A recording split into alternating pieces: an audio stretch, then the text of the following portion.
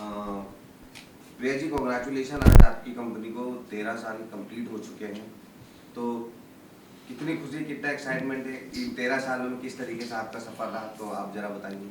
Sir excitement बहुत है क्योंकि 13 साल निकालना एक बहुत बड़ा नंबर होता है और इस 13 सालों में मैंने अप डाउन सब देख लिए हैं और कोरोना के बाद भी हमने बहुत सारी चीज़ों को फेस किया है। तो अब ठीक है, वापस हम करें और एक जब 13 साल कंप्लीट होते तो एक अपने आप फेस पे स्माइल आ जाती है।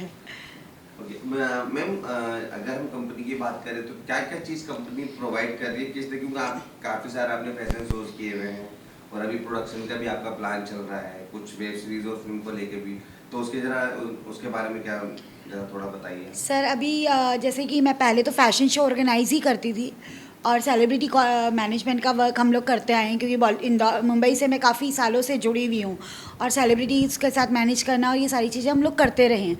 लेकिन अब हमने ये सोचा है कि जो हमारे शोज़ में आते हैं हम उन्हें सेलिब्रिटी बनाएं।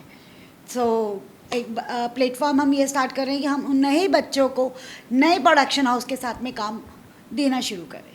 तो ये आपके मतलब आई मीन गर्ल्स के लिए हैं या फीमेल्स के लिए, जो जिनके मतलब आई मीन जो काफ़ी यूज करना चाहती हैं? नहीं देखिए, ये सबके लिए है। ओके। हमारे शोज़ में किड्स से लेके मिस्टर से लेके मिस से लेके और मिसेस तक हमारा एक फैमिली शो पैकेज है। तो हम प्रेजेंट करते हैं। जब अगर वो 25, 50, 100 लोगों में से निकल के जब बच्चे सामने आते हैं तो नेचुरल है कि वो सारी चीज़ें हम करते हैं। तो बच्चों को अगर हम प्लेटफॉर्म नहीं देंगे तो बच्चों के साथ में नाइंसाफ़ी होगी। तो अगर हम लड़कों को नहीं देंगे तो ये लगेगा कि आप तो सिर्फ लड़कियों को और लेडीज़ को दे रहे हो, लड़के कहाँ जाएं, क्योंकि लड़कों को हर बार पीछे ही हो जाते हैं।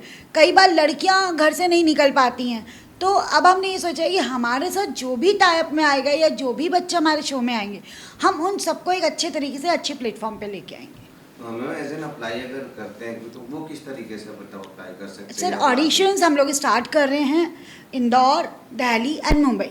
उसके बाद हमारा गोवा में एक बहुत बड़े लेवल पे शो है। उसके बाद हम वहाँ पर भी एल्बम सॉन्ग्स को शूट करने का हमारा पूरा प्लान आउट चल रहा है। मैम गोवा में जो प्लान है आपका, ये कब का है, मतलब ये कब? ये दिसंबर तक हम लोग प्लान आउट कर रहे हैं पूरा। मैम अगर हम बात करें तो आपकी जो कंपनी 13 साल पूरे एक दशक उसके हो गए, हाँ जी। कितना चैलेंजिंग रहा होगा एक दशक बीतना, मतलब सर चैलेंजिंग तो बहुत रहा है, नो डाउट। क्योंकि एक लड़की को जैसे कहते हैं कि एक औरत को आगे चलना बहुत मुश्किल होती है। तो चैलेंज तो कदम कदम पर होते हैं, हर जगह कदम फूक फूक के रखना ही पड़ता है।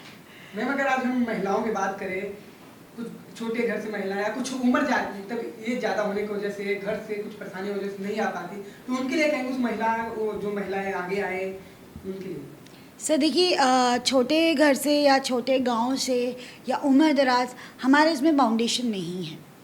हमारे शोज़ में हमने हर तरह के एज के लोगों को ले रहे हैं। हमारे इसमें कंपटीशन में हमने ये फिक्स नहीं करा है कि आप 27 साल के हो या 30 साल के हो तो उसके बाद आप कंपटीशन का हिस्सा नहीं हो सकते। हमने कहीं पर भी ये क्लॉट नहीं डाला है। लेडीज़ के लिए स्पेशली ये है कि वुमेंस जो हैं वो एक एज के बाद भी हमारे शो में आ सकती हैं।